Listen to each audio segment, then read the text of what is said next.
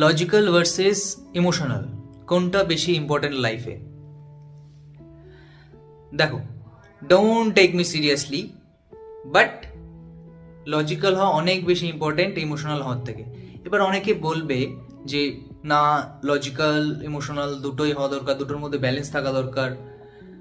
But এই যে এই কোশ্চেনটাও আসছে যে ইমোশনাল হওয়া দরকার, সেটাও তো লজিকই বলে দিচ্ছে যে ইমোশনাল হওয়া দরকার। ইমোশন তো কখনো বলছে না যে লজিক্যাল হওয়া দরকার, লজিক বলছে যে ইমোশনাল হওয়া দরকার। অন্যদিকে অন্য কেউ বলতে পারে যে লজিক মানে মাইন্ড, ইমোশন মানে হার্ট। আমাদের মধ্যে যদি ইমোশনসই না থাকে, দেন আমরা ফিল করতে পারবো না, এক্সপিরিয়েন্স করতে পারবো না, কোনো এক্সাইটমেন্ট থাকবে না।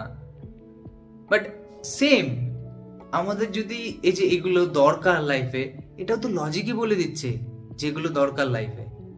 দেখো, লাইফে অনেকগুলো ফেজ থাকে, ফেজ 1, ফেজ 2, ফেজ 3। ফেজ 1-এ যেরকম আমরা ফুল টু ইমোশনাল হই, লজিকের কথা ভাবি না। বেশিরভাগ আমাদের কম বয়স থাকে যখন, তখন ফুল টু ইমোশনাল হই। অনেকের একটু বেশি বয়স পর্যন্ত চলে, বাট জেনারেলি ফার্স্টে ফেজ 1-এ সবাই ইমোশনাল হই।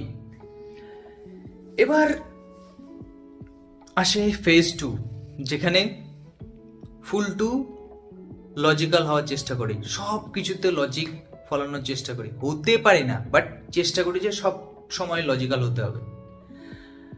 তারপর আসে ফেজ 3, যেখানে বুঝতে পারি যে ফুল টু লজিক্যাল হলেও তো হবে না, বেশি লজিক্যাল হলে বেশি কষ্ট পাচ্ছি, ইমোশনস তো দরকার। দেন আমরা বোথ পার্সপেক্টিভ দেখি, কোথায় ইমোশন লাগাতে হবে, কোথায় লজিক লাগাতে হবে। Based on experience and understanding আমরা বুঝি যে এখানে লজিক লাগাতে হবে, এখানে ইমোশনস লাগাতে হবে।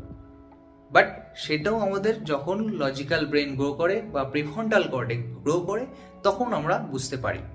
তো অ্যান্সার হবে যে লজিক্যাল হওয়া ইম্পর্টেন্ট ইমোশনসের থেকে।